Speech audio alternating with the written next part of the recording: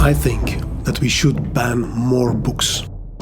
Because if there is one thing that I learned about the topic of censorship and banning of books, then it is that the more you ban them, the more you promote them, the more famous you make them. Welcome to Bold Books and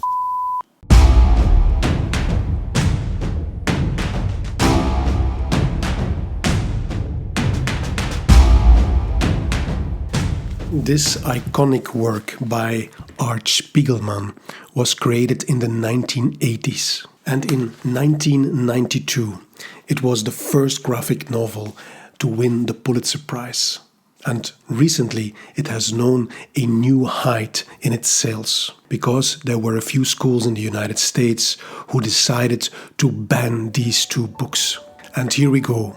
You ban it, and suddenly it gets renewed attention. And as a result, more people buy it and more people know about its important content. This work is a graphic novel about a man who tells the story of his family who experienced the Holocaust. I read it for the first time in 1995, and it definitely had an important educational influence on me. It further enhanced my perspective on what the Holocaust was, what it does with a family, and how its traumas can be passed on to next generations that had never directly experienced the atrocities of the Holocaust. And besides its specific historical context where these horrible events unfolded, it is also a universal story that resonates with every family or community that has experienced the horrors of war, of genocide, or of any other profound traumas. So I highly recommend these books. Here we go again. Ban a book, and in this way it gets more attention.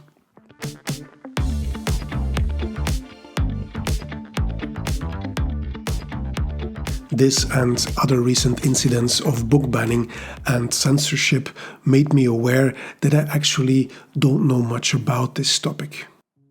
And therefore, in this episode, I'm asking several questions about it to myself and to you, if I may. A first question that is on my mind is, why are people banning books? And what are the characteristics of censorship that we need to be aware of if we want to stop or even prevent it from happening? Therefore, I like to share with you a fascinating book about this topic. And I also want to share with you an exhibition on censorship that is currently held in an historical important place, because it is held in the library of a 600-year-old university, and this library has been deliberately and violently burned down twice in recent history. The book that I like to share with you is called The Index of Prohibited Books and is written by Robin Vose. I hope I pronounced that name correct. He is a professor of history at the St. Thomas University in Canada. It focuses on the famous Index Librorum Prohibitorum, which was a list of books that were forbidden by the Catholic Church. This list or index was brought to life in the 1540s and continued to exist all the way till 1966. If you were a member of the Catholic Church, then you were supposed to respect the authority of the Church and to not engage with any of the books that were mentioned on the list or index. Here's a quite recent example of how serious this actually was. This is a letter from 1964, where a member of the American College at the Catholic University of Leuven in Belgium is asking the bishop, Mr. van Weyenberg, if he can have access to some forbidden books in the library. In this particular letter, we can read the following. Dear Bishop van Weyenberg, I would like very much to read and keep in my possession a book of excerpts from the writings of Marx and Engels, which include the Communist Manifesto and On the History of Early Christianity. I hear that these are on the index, May I have your permission to read and keep them in my possession. Sincerely, Joseph Looney. It is maybe hard to imagine now that we, so you and I, would need to ask permission to have access to a certain book or text, because we maybe need this information to write a research paper. Also, it is hard for me to imagine that this permission might not be granted, and just asking for it might raise suspicion from certain authorities. I saw this and other similar letters during my visit at a very insightful exhibition called Unchained Knowledge that is held in the library of the Catholic University of Leuven, which is one of the oldest universities of Europe. I will come back to this exhibition in a few minutes, but first let's focus further on the book by Robin Vose.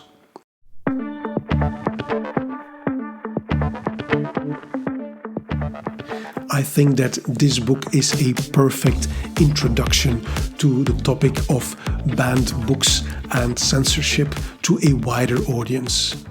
Because the index has a 400-year-long history, and it was an example of institutionalized censorship, meaning that banning books was an integral part of how the Catholic Church was functioning. It had established an internal system with its own governance bodies, among others the Spanish and the Portuguese Inquisition. And they were established to identify and prohibit books and, in many cases, to subsequently punish or even execute the authors. Now, we could have looked at censorship that was or is applied by any other known institution or government. So this is not a book against the Catholic Church. The advantage, however, of studying the Catholic Church's censorship is that due to its long history, it offers a wealth of available data and documentation, making it an ideal subject to study and to learn from.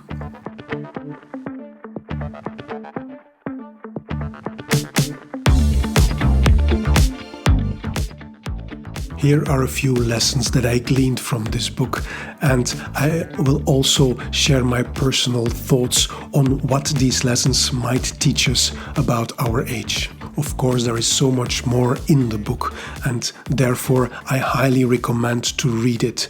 But this is what stuck with me. Lesson number 1 is that it all started with censoring only one topic. What is fascinating to see is that the banning of books via the index that started in the mid-16th century was initially mainly a reaction to Protestantism and other so-called heresies. By condemning and forbidding certain texts written by Protestant authors, the Catholic Church hoped to protect its vision on religion as the only true one. However, Martin Luther and several of his contemporaries criticized precisely that single vision. A central part of his vision on religion was that every individual should be able to read the Bible for himself, without the guidance of a priest or institution. As a result, in 1521, Pope Leo X excommunicated Martin Luther. As a consequence, all his writings and teachings were off-limit to any member of the Catholic Church. That didn't stop him. 1 year later, in 1522, he published his unauthorized German translation of the Bible. So now, everyone in the German-speaking lands had access to the scripture in their own language. This is the 1534 facsimile edition of this German translation with beautiful illustrations by Lucas Cranach the Elder. These and other writings of Luther were condemned, and he had to live in hiding to avoid being killed by the Pope and/or the Emperor. His German version of the Bible is now, since 2015, inscribed on the UNESCO Memory of the World Register, because the historical importance of this book and its influence on the German language cannot be overstated. So this very book is an example of the irony of history. A book once condemned is now recognized as a vital part of our historical human heritage. The banning of this book was just one example of how initially the index primarily aimed to prohibit Protestant writings and their authors.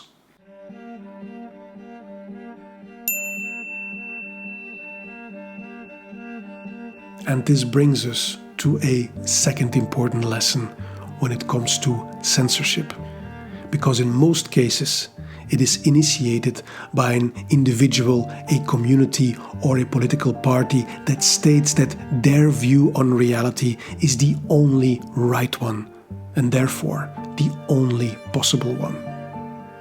By imposing bans on certain thoughts, ideas, or perspectives through legislation, or by avoiding to use reason and verifiable arguments when engaging in debates, or even by simply ridiculing opposing views, their objective is to establish a single dominant truth.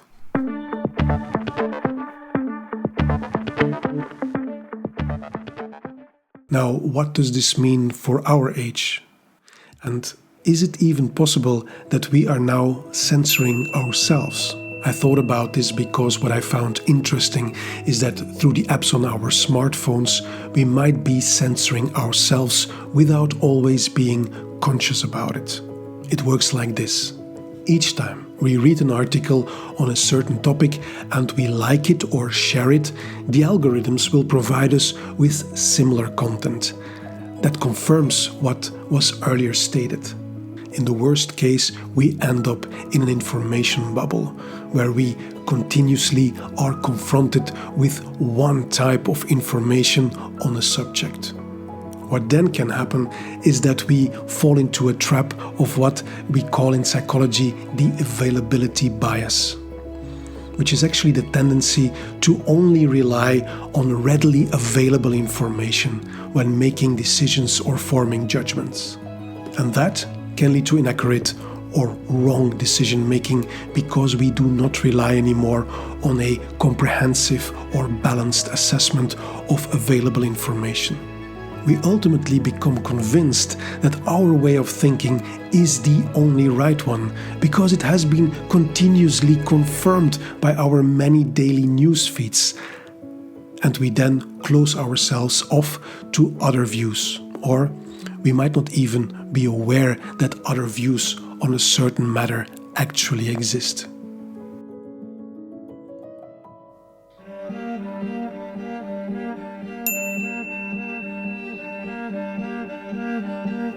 Let's now move to a third important lesson on censorship that we can formulate as follows.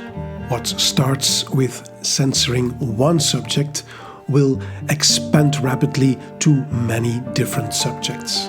Although the index started mainly as a weapon against Protestants, it expanded over time to other domains like science and art, to history and morality, to politics and even to literature. So throughout the centuries, the censors just kept adding more subjects that they thought they should control. Probably the most famous ban on scientific work, but definitely not the only one, was the banning of books by Galileo Galilei. His observations through the use of a telescope and his mathematical computations confirmed and extended the earlier work by Nicolaus Copernicus, that the sun and not the earth was the center of our solar system. His views were, however, unacceptable for an institute that had a very different vision of how the earth and the universe were created. Galileo's work, called Dialogue Concerning the Two Chief World Systems, was published in 1632, and it was put on the index in the same year. And it stayed there till 1822. And it was not until 1992 that the Catholic Church granted him full rehabilitation. Such resistance to new ideas and discoveries, even when they were supported by strong evidence, hindered and damaged, of course, our human evolution of knowledge. And unfortunately, this type of resistance against a certain type of art or literature or against science by certain individuals and some religious or political groups can be witnessed again during the last decade.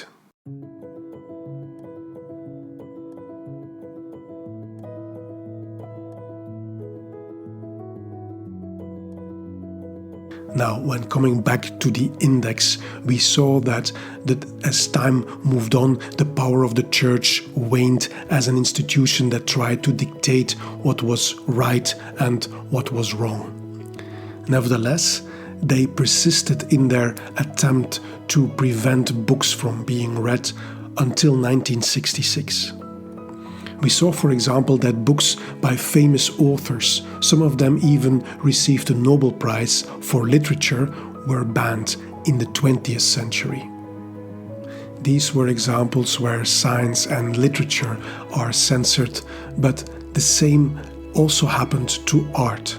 As mentioned earlier, I recently visited an insightful and original exhibition on the topic of censorship at the library of the Catholic University of Leuven. And they did something very clever. They used AI to bring back alive Dieric Bouts, which was a famous 15th century Flemish painter from Leuven.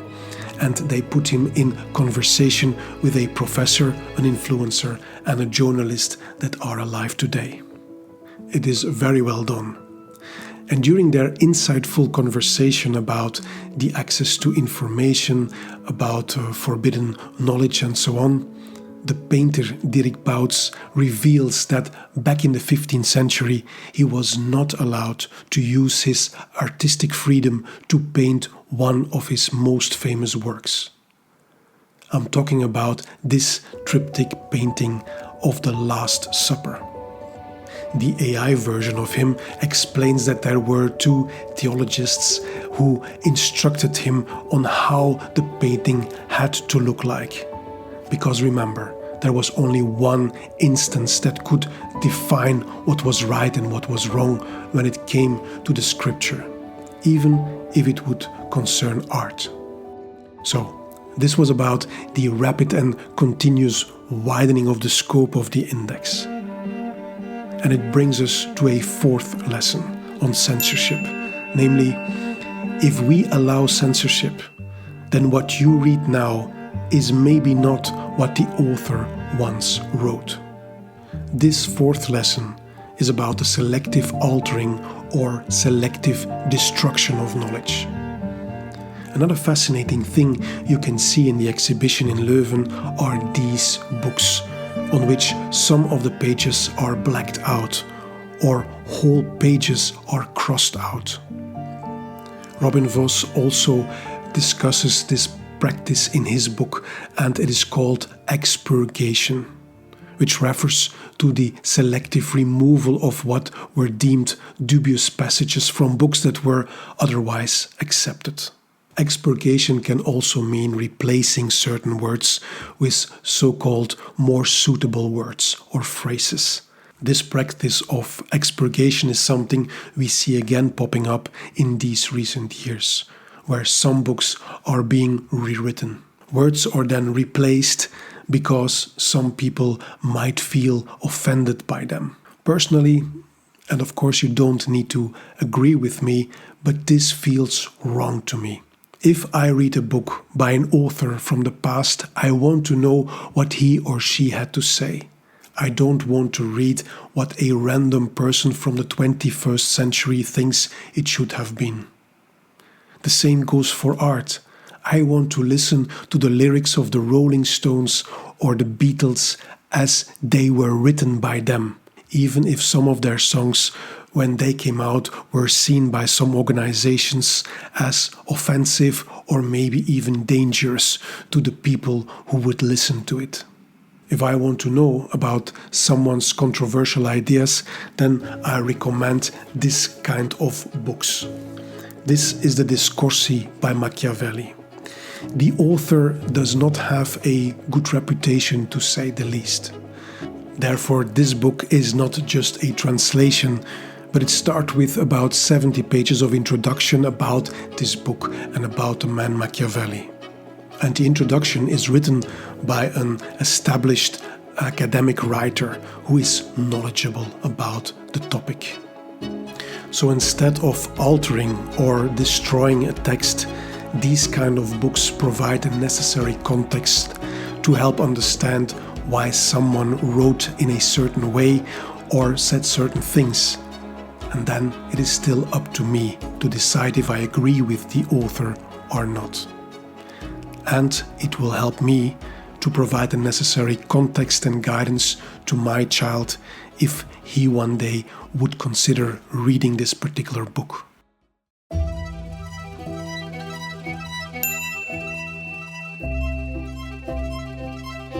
A fifth valuable insight I took from Robin Vose's book is that relatively soon after the introduction of the Index of Prohibited Books, the people who were compiling the index were overwhelmed by the sheer magnitude of the task. One reason for this was the invention of a new and transformative technology called the printing press with movable type. It was invented 100 years earlier, and its success had been steadily growing and got serious momentum. Up to that time, when texts were copied by hand, text reproduction was characterized by slowness, small scale, and unreliability. The impact of the printing press was therefore profound, as it allowed for an efficient and widespread distribution of ideas and information. So it became just too much for the church to process and control this flood of books and publications. Also, the list of forbidden books kept on growing.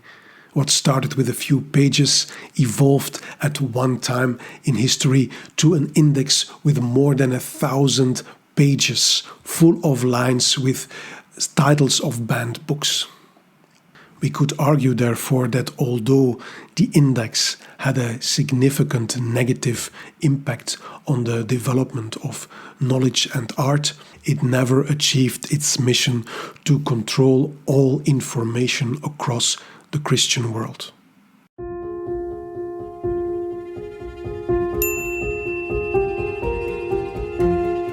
But what does this mean for our times? Now we have a new technology that continues to stimulate the exponential growth of knowledge and information. I'm talking, of course, about the internet. At first sight, it could give us a safe feeling that this vast amount of knowledge and information can never be controlled. However, we know by now that the opposite is true. The digital world has most probably made us more vulnerable to censorship than ever before.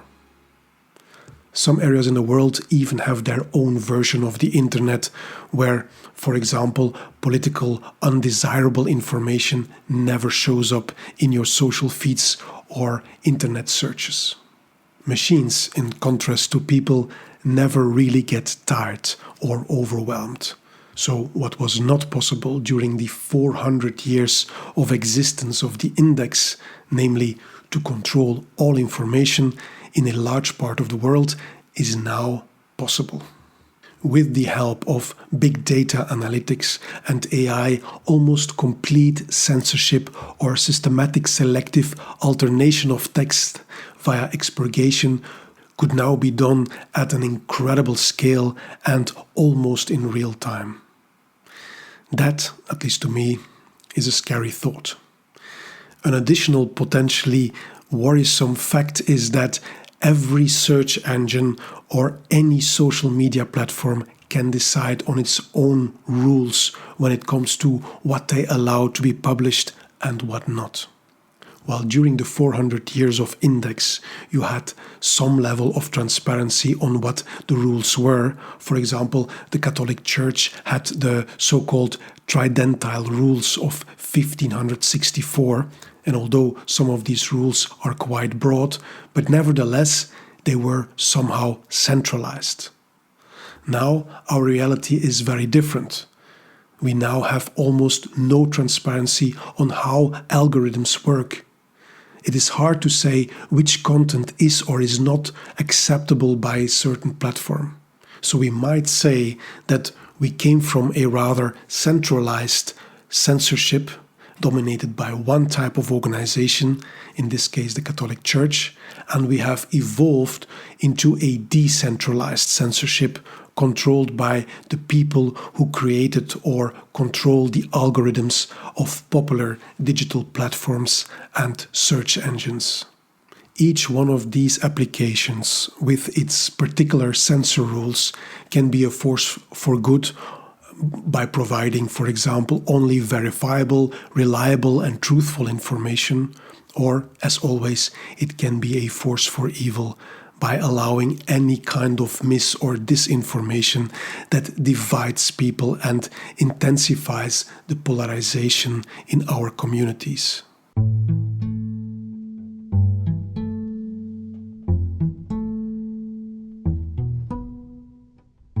To conclude this episode, I want to share with you why I place such emphasis on the subject of banned books.